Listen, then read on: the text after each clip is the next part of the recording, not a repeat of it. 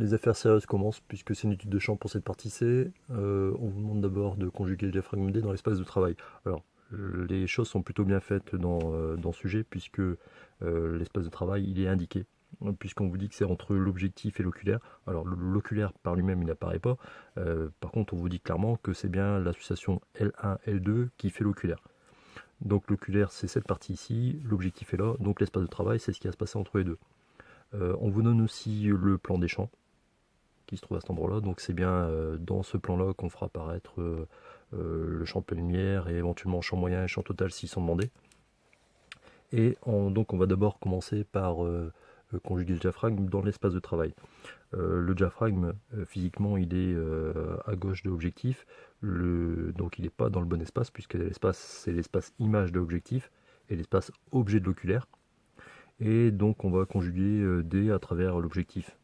Donc on considère D comme étant un objet réel. Donc on peut choisir soit l'extrémité supérieure, soit l'extrémité inférieure, et faire son conjugué à travers l'objectif. Donc on va choisir deux rayons, les deux plus simples, à savoir le rayon qui est pareil à l'axe, et donc qui va passer par le foyer de l'objectif. On fait attention, le foyer de l'objectif c'est F'0, qui se trouve ici. Et l'autre rayon, qui est aussi simple, c'est celui qui passe par le centre optique.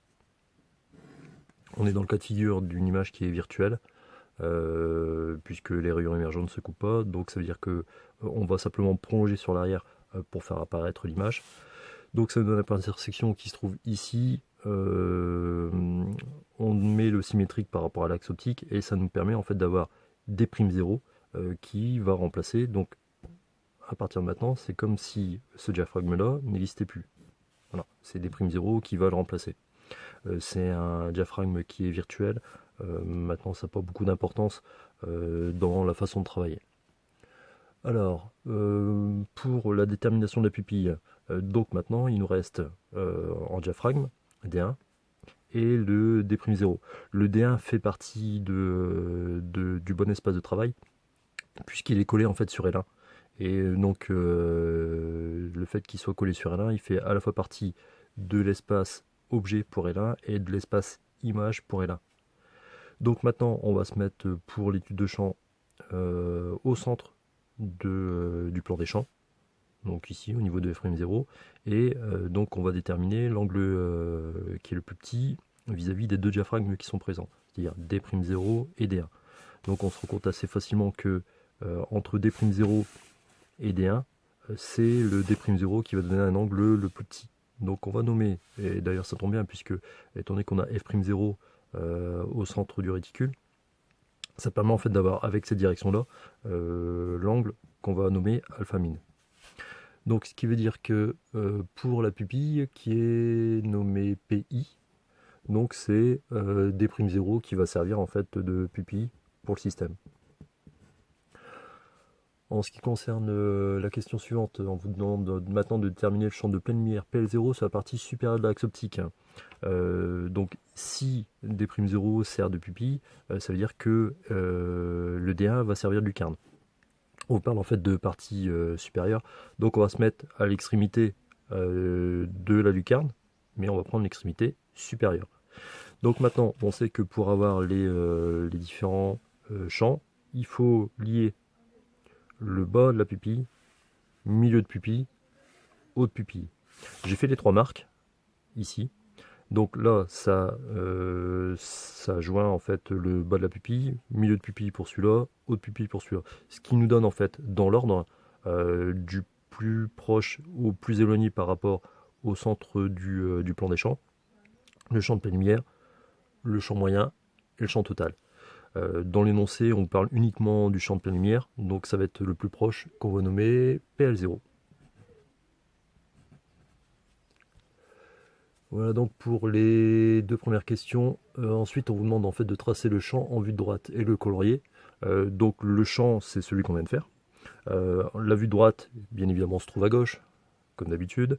Le PL0, on va simplement en fait le projeter dans la vue de droite. Donc c'est-à-dire que soit vous mesurez cette distance-là et vous la reportez ici, soit vous projetez avec règle équerre Vous faites une parallèle jusqu'à temps qu'on arrive sur l'axe qui est vertical dans la vue droite du réticule. Donc une fois qu'on a projeté, ça donne ici le PL0. Et ensuite, bien évidemment, pour pouvoir faire le champ en vue de droite, on va simplement utiliser le compas. Donc on prend l'écartement entre le centre PL0, je ne vais pas vous apprendre quand même à faire un cercle, et vous tracez donc ce champ en vue de droite. Le colorier, c'est pareil, je vous laisse l'initiative. J'ai commencé, j'ai fait un tout début de coloriage, et ça permet en fait surtout de répondre à la question suivante. On vous demande si la mire représentant en vue de droite par un cercle est-elle éclairée uniformément. Donc la mire, c'est pas celle que vous voyez dans le fronto.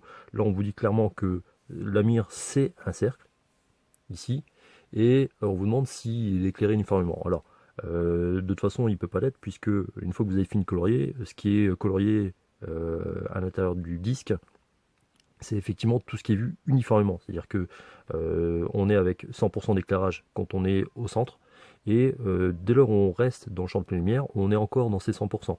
Alors, j'ai reporté, et c'est pour vous donner une indication, j'ai reporté le champ moyen et le champ total ici. Ce qui fait que si on donne en fait une sorte de gradation, on a 100% jusque PL0, de 100% on passe de 100 à 50%, 50% à 0, et ensuite l'obscurité. Donc ce qui veut dire en fait que on est à 100% ici, et on peut imaginer que si réellement on était dans ce cas de figure là, on aurait un éclairage qui serait quasiment ici au bord, aux alentours de, allez, on va dire qu'on perdrait à peu près un tiers de luminosité par rapport à l'éclairage central. Voilà. Donc avec tout ça, vous répondez à la question 4. Et pour la question 5, maintenant on voudrait que d'avoir une nouvelle taille de PI, voilà, qui donnerait le point M, qui est ici à cet endroit-là, qui est simplement en fait le bord inférieur du réticule. On voudrait en fait que ce bord-là, il soit éclairé entièrement. Et donc, bien évidemment, il faudrait bouger la taille du diaphragme. Mais alors, là, c'est pas réellement ce qu'on vous demande. On vous demande pas la nouvelle taille du diaphragme, mais la nouvelle taille du diaphragme conjuguée. Donc, ce qui veut dire que on peut imaginer que, alors, on va travailler avec la partie inférieure de la lucarne, non pas la partie supérieure. On peut imaginer que pour avoir ici la nouvelle taille de PIM, on peut déjà avoir un ordre de grandeur en se mettant au centre.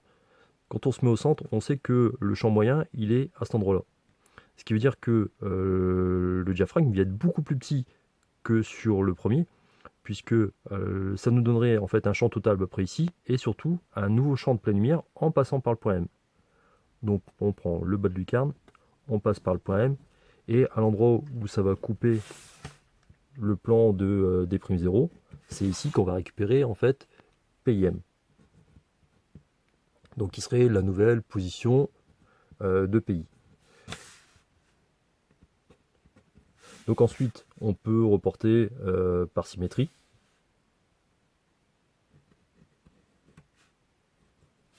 Et voilà la nouvelle taille en fait du diaphragme conjugué. Maintenant, si on veut la nouvelle taille du diaphragme par elle-même, il faut simplement passer par le centre optique de l'objectif. Il ne faut pas oublier en fait que D et D0' sont conjugués.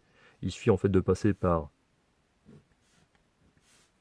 le centre de l'objectif pour avoir la nouvelle taille du diaphragme qui permettrait en fait d'avoir M confondu avec le champ de pleine lumière. Cette dernière remarque ne fait pas partie de ce qui était demandé.